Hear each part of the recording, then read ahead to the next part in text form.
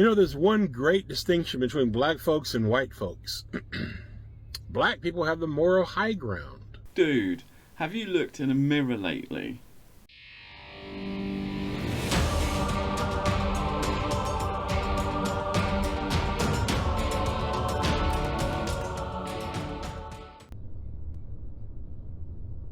They do. Black people have them. When you do a comparison morally between white people and black people, you have to take away one thing: supremacy.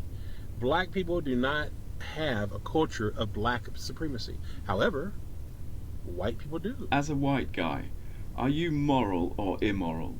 And when you're claiming the moral superiority of one race over another, that's not immoral or racist at all? So white people are narcissists, social, cultural, systemic narcissists is who we are, because of our racism, because of the lies of white supremacy. You know, race is a much more hotbed issue in the US than it is in the UK. Nevertheless, woke ideology is infesting the UK like a Wuhan lab leak. Imported from the United States of a Britain divided into two groups, victims and oppressors. And it does not seek a colourblind society, but the complete opposite. Each of us is judged by the colour of our skin. This taps into a zeitgeist among young liberals, the idea that white people should feel guilty for the crimes of their ancestors, and that it's up to white people to save the oppressed minorities from their woes. At the same time, Black Lives Matter informs ethnic minorities that everyone and everything is racist. Because you've exported something as useless and annoying as wokeism to us, we fired back in a full and fair nuclear level exchange. We sent you James Corden. How does that feel to know as a white person that you are sick, twisted, narcissistic, and immoral, highly immoral, and inhumane? I don't use the N-word. Oh, well, that's okay then. You don't use the N-word, and that absolves you of the racism you just showed when you branded white people sick, twisted narcissists. Of course, when the woke say racist, they're not using the traditional definition, which is prejudice based on the colour of someone's skin. They're actually conflating race with culture, but we'll come to that. If we unpack the woke definition of racism, we find it's dripping with critical race theory. Look at that, critical race theory. Doesn't it look like something straight out of the Third Reich? Kind of synchronicity in action, that. We've decoded the intel from the First Order spy. These are the tenets of critical race theory. 1. That race is a social construct, it's not biologically natural.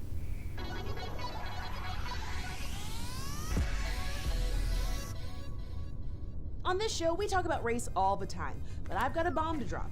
Biologically speaking, race doesn't exist. 2. That racism in the United States is the normal way of things, i.e., when racism happens in the US, that's standard practice, not something unusual. 3. Legal advances for black people only happen when it serves the interest of whites. 4. Members of minority groups periodically undergo negative stereotyping, which serves the needs of the whites. 5. The voice of colour. Black people are uniquely qualified to speak on behalf of other members of their group regarding the forms and effects of racism. Basically, if a black person says the legal system is racist, then the legal system is racist. This final point, point 5, the voice of colour, which also now transposes to women, gay people, trans. The voice of colour is the wellspring that produces all those spurious claims like the roads are racist, COVID is racist, language is racist, maths is racist. This is an ever-growing category, a huge stockpile of claims added to by the utterance of any moron who qualifies as being in an oppressed category. White adherents of critical race theory must accept all such claims, no matter how spurious, and carry on as if they were true. Worryingly, this lack of evidence ethos has crept into UK legislation. Our hate speech laws apply to anything that someone finds offensive. In effect, hate speech is a nebulous, undefined legality allowing anyone to be cautioned or arrested by government representatives, not on the uttering of seditious or outlawed words, but on someone else's claim that what was said was offensive, even if someone else has said the same thing but didn't get arrested because nobody complained. Somehow, somewhere, somebody was offended by this. Really? Yeah, by this image. So, the next thing I knew was police basically knocking on my door. This is how satire, which is comedy based on saying taboo things, this is how satire has been de facto made illegal in the UK. This is what has destroyed comedy generally and has nearly the entire population treading on eggshells when they speak. Pointlessly treading on eggshells because there's no standard to be observed. It doesn't matter what you say. The criteria is whether someone else says it was offensive, and there are a lot of easily offended fuckers out there. But thank God our government does have some sense. It is illegal to teach critical race theory as an uncontested fact in schools. This is the Equalities Minister in the UK in 2020. What we are against is the teaching of contested political ideas as if they are accepted fact. We don't do this with communism, we don't do this with socialism, we don't do it with capitalism. And I want to speak about a dangerous trend in race relations that has come far too close to home to my life, and it is the promotion of critical race theory, an ideology that sees my blackness as victimhood and their whiteness as oppression. I want to be absolutely clear, this government stands unequivocally against critical race theory. Yeah. We do not want to see teachers teaching their white pupils about white privilege and inherited racial guilt. And let me be clear, any school which teaches these elements of critical race theory as fact, or which promotes partisan political views such as defunding the police without offering a balanced treatment of opposing views, is breaking the law. It's fair to say also that officials and parents in the United States aren't happy with critical race theory either, but woke teachers can get around that. If English is your parents' first language, take a step forward. Oh yeah. Quick. If you have ever been the only person in the room of your race, take a step backwards. For God's sake! If you've never been asked where you come from, take a step forward. You know how that's going to work out. Children who got on perfectly well before will now be resentful of each other. Alright, I'm getting a lot of questions asking how I deal with critical race theory and how I teach it in my class. So here we go. So I teach 8th grade ELA. Exposing students to this content lets them discuss and form their own opinions about these complex issues.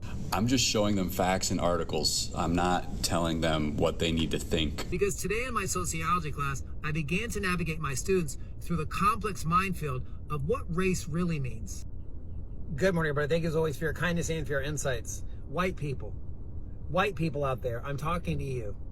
I need you to be a race trader. Wokeism continues to thrive, even when its worst mouthpieces get bested by facts and common sense on national TV. And especially when it comes to education, the whole system needs to change. But well, let me look at education. Let's look at the figures on education. 33% of white kids go to university or further education. 37% of black kids go to university or further education. 67% of Indian kids go to university or further education. 76% of Chinese kids go to university or further education. Where's the racism in that? I'm talking about how people's history and how people's But I'm talking about now and the chances of young children. I'm not talking about their... But what's wrong with these figures? I'm about to tell you of other cultures within society. But for most people, what racism is and what they'd like to improve is the chances of people getting on regardless of the color of your skin. That's not just racism though. I'm talking about the mental health. But it's still quite an important thing, and these figures would suggest that as a country we're doing reasonably well. No, that's facts and figures. But you think, facts and figures are important, but you think I think it goes deeper that we are irredeemably racist, don't you?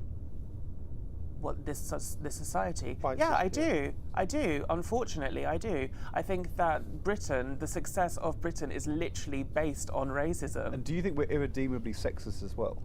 100%. Humans are flawed, but you seem to think that white people are uniquely evil.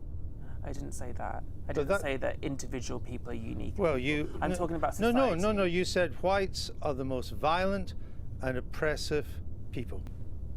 Well, yeah. That's what you said in your film. And if you're going to go back so that would seem to me that statistics point that out too. Really? Well, the Chinese were massacring Chinese and other races long before they'd ever met a white person. Attila the Hun wasn't white. It's the same in the subcontinent if you go back hundreds of years as well. The genocide in Rwanda was black on black. So is the Congo, which is the rape capital of the world. These things have got nothing to do with white people. It takes one person to say company X is structurally racist, and that becomes a woke truth. Said company will jump through hoops, send perfectly ordinary employees for sensitivity training, and then woke doctrine gets to flourish even further. All white people are racist. So I put this up because I really want any white person in the room to know up front that this is what we're dealing with, that it's not going to be this coddling of white tears and what that looks like. We're not going to discuss, oh, maybe some of us have worked it out. No, you're always going to be racist, actually. So even when you're on your path to trying to figure out how to be a better human being, because I believe that white people are born into not being human. The woke definition of racism includes a power dynamic, whereby a minority group cannot be racist, but a bigger or richer group is automatically, subconsciously and irredeemably racist. In fact, someone in the bigger group can never get over their racism. The best they can hope to achieve is to become anti-racist while they continue to carry their personal bias of supremacy. This puts the woke in another of their own cul-de-sacs. If two people are looking at a house, and one guy's going, look at the windows, they're not straight, look at the roof, it's like down on one side, the door is split, oh my god, what a house. The other guy goes, yeah, the foundations are moving, it's subsiding. That's the point at which both guys know what's causing the problem with the house.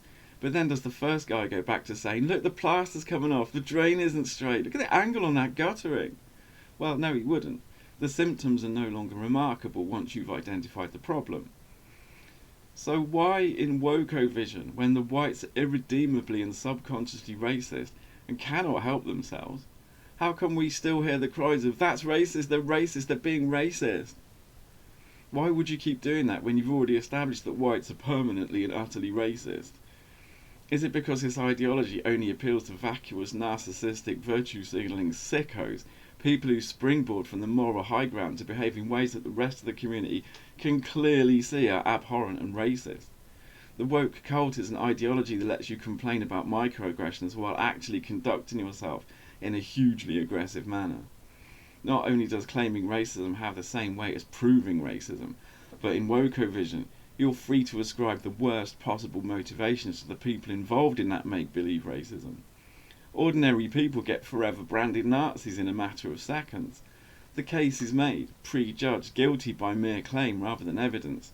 Now in the woke culture, you're free to execute extrajudicial punishments, like deplatforming, cancelling, having someone hounded out of office or getting them fired. The woke are at liberty to do these things because the legal, philosophical and political freedoms that you can only find in technocentric post-industrialised cultures. Woke would have said white culture there, I said culture. Culture can casually be described as the way we do things around here.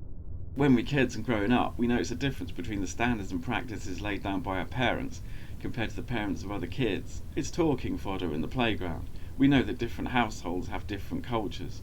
In a localised area like a neighbourhood or town, obviously these cultural differences between households have nothing to do with colour. In the workplace, the way we do things around here is called corporate culture. Workers at Pixar experience a different corporate culture than people working in a bank. The private sector has a different workplace culture to government services. Hospitals have a different culture than the army, and on and on. As you go up the levels of scale, the smaller cultural similarities collectively express into a countrywide culture that is different from other countries. More so especially in a democracy. Sometimes culture differs between countries by very little, sometimes in every way imaginable. I was born into a liberal capitalist democracy, the culture created by the many who came before me. Because there are democratic freedoms, I could change or petition to have changed something within our culture. Some things seem too big to change, like the entire socio-economic system, and yet other things you can join in a pressure group and band together with others to exert influence. Necessity is the mother of invention. Some 500 years ago, a typical Ugandan could build a mud hut within 2 weeks and have his accommodation settled for decades to come. He could eat freely of the forest because year-round hot conditions meant continual fresh pickings of flora and fauna. Up here in the northern climes, it's too cold to do that. Our ancestors needed to do agriculture and store wheat because nothing grows in the winter. We needed liberal use of fire and a house a damn sight better than mud huts. Anything you could help to improve life, we had to invent it. It's not really a coincidence that the Industrial Revolution started in the north of the planet, around Birmingham, England, as it happens. Yes, I'm in a country where the native inhabitants were predominantly white, and that too, because the sun's rays are spread wider in these latitudes, meaning they're less intense on the point of contact. People's skin needed to absorb more vitamin D, so over time, natural selection saw people with less melanin flourishing. Because that's what paler skin does. We're not techno-progressive capitalists because we're white. We are techno-progressive capitalists and white as a consequence of living in cold places. Whiteness is not synonymous with culture, it is incidental to it. Only a race-obsessed moron would get this wrong. Taken roughly as 1750, the Industrial Revolution was a cultural game-changer. The classic example is taken from pin manufacturing. If you wanted to manufacture a pin before the Industrial Revolution, you'd make the whole thing yourself. Buy some iron, smelt and form it, weld the head to the shaft and sharpen the thing up. After the Industrial Revolution, you'd specialise each task. You'd have 4 people, one smelting, one making heads, one making shafts, one sharpening up. In one day they would make 10 times the number of pins that 4 people could make if they were making whole pins. The Industrial Revolution hyper-accelerated workplace specialisation and economies of scale. This heralded in an era of mind-numbing, soul-crushing jobs. It reduced the number of experts too. You didn't need every pin maker to be an expert when you could employ most people to do a single task. People with no expertise banded together under the auspices of one expert could make the most advanced products in the world. As a consequence, children kept getting injured and killed in the workplace. We threw dangerous metals and runoff into the fields behind factories. We created the condition known as Crti. People so imbibed with lead poisoning that their brains were scrambled. People who made hats were noted to slowly go crazy, giving us Mad Hatter phenomenon, which we now think was because they were poisoned by the mercury that was used in the hat's lining. The apparent reckless joy of booming economy hit snags that we didn't know would be there, so we outlawed child labour. In England, this was about 100 years after we outlawed slavery, and used gunboat diplomacy to outlaw slavery in other parts of the world. Literally a case of, we will kill you with cannon fire if you try to trade in slaves. We stopped putting heavy metal into the groundwater, and over time started to look after employees more, with limits on work hours, legal entitlement to breaks, and ultimately unionisation and collective bargaining for improved conditions. We do this. We make greatly celebrated improvements, then sometimes things go to shit, and we learn to ameliorate what happened. Any crime you lay at our feet you'll find has already been addressed, or is in the process of being addressed. We find that capitalism is running out of space, people, markets, and possibly time. Fiat currency is under question after the 2008 credit crunch, and environmental impacts of mass industrialisation still need to be addressed. We are looking at these things with a view to future improvements. There are a lot more positive and exciting developments upon us than most people realise. I'll be making a vid about some of those pretty soon. It is half crisis management and half adaptability. Every time we stride into new developments, we are in the unknown and must tackle the consequences as they arise. Look at the White Nationalist Party, the GOP. Not just them, all white people. But just as an example, look at the GOP. They're batshit fucking crazy. They bought into so many lies, and it all started with the great lie. The great lie of white supremacy. It all started with that. Everybody knows the GOP now officially is the White Nationalist Party. That's a fact. Matter of fact, you can look at a lot of the rhetoric that they spew, and it's almost identical to what the KKK is spewing, and has been spewing for many, many, many years. This speech of yours is in line with tenet 5 of critical race theory. Someone said Republicans are racist, and now you must believe that personally. But you say that they are officially the new KKK, and that's mind-boggling. In what capacity can that possibly be deemed official? The claim is spurious, built on shaky grounds, and by any measure it's simply untrue. From the culture which militarily defeated Nazism, more people died fighting Nazis than are alive in the whole of the UK today.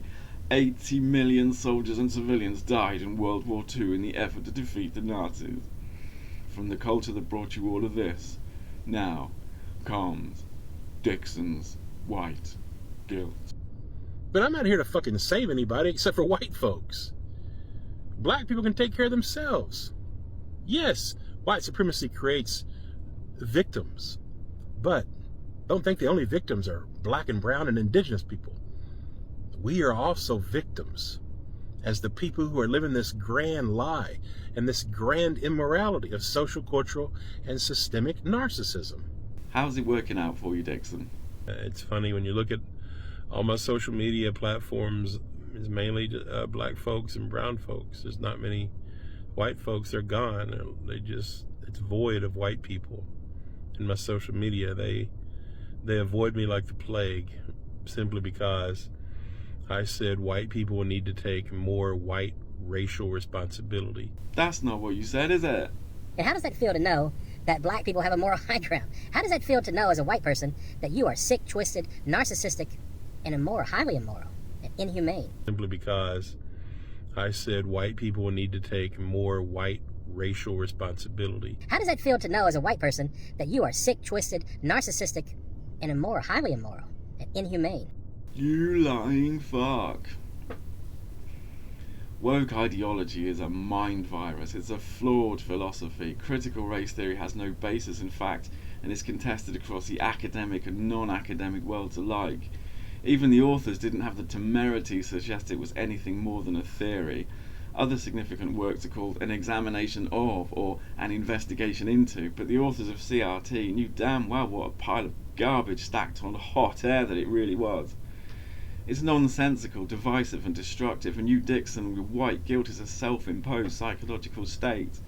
In effect, you hate yourself and all of your kind.